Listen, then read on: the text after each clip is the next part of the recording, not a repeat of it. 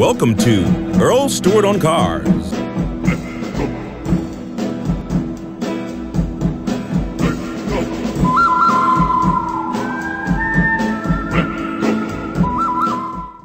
Dealer holdback is an amount of money, typically 2% or 3% of the MSRP of the car. So if you're looking at a $30,000 car, you're looking at maybe $600 or $900 that is hidden in the invoice. I say hidden because the dealer actually pays that extra money, so they pay more to the manufacturer when they buy their car. You know, car dealers buy their cars from the manufacturer. Ford dealer buys cars from Ford. And when they get their cars in, they have an extra $900 packed in the invoice that they actually paid for. So now Ford's got that profit, and then they send it back to the dealer. Now, how can you not paint this as anything other than deception? Who are they trying to help? Who are they trying to fool? Well, the answer is the customer. The manufacturer didn't invent this to take advantage of the customer. The manufacturer invented it to take advantage of the dealer. Originally, when Holdback came into effect 50 years ago, Holdback was only given back to the dealer annually.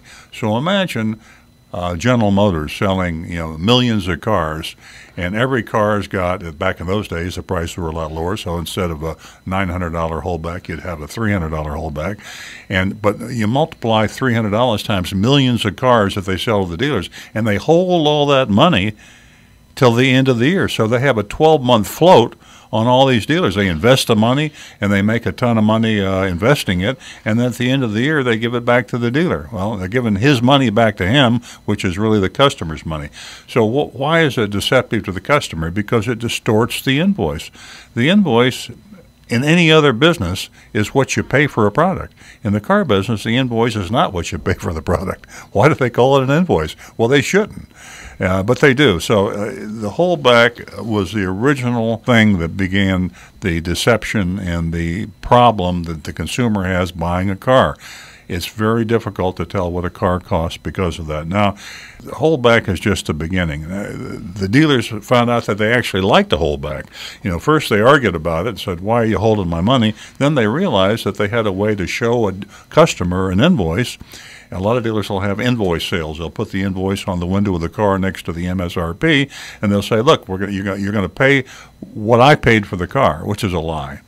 And when you pay the invoice today, you're paying the dealer a $3,000 or $4,000 profit, because in addition to the holdback, which is hidden in the invoice, you have advertising fees, you have delivery fees, you have financing fees.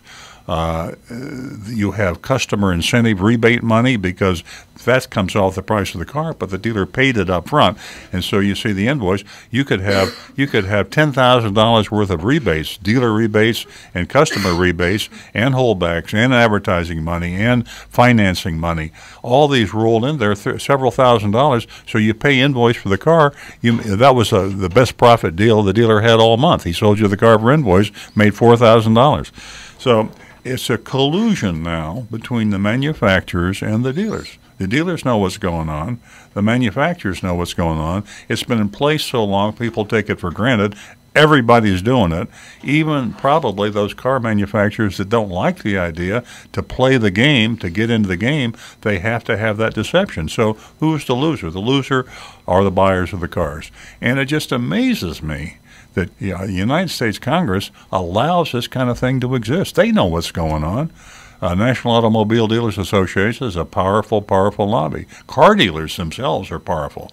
I mean, when you consider the number of people that car dealers employ and the volume of sales that brings a sales tax into the states, you take all the car dealers in the country, they are one powerful lobby.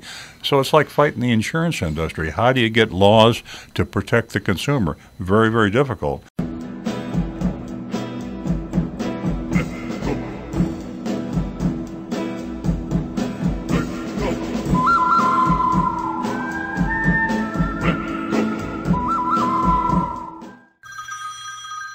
Earl Stewart.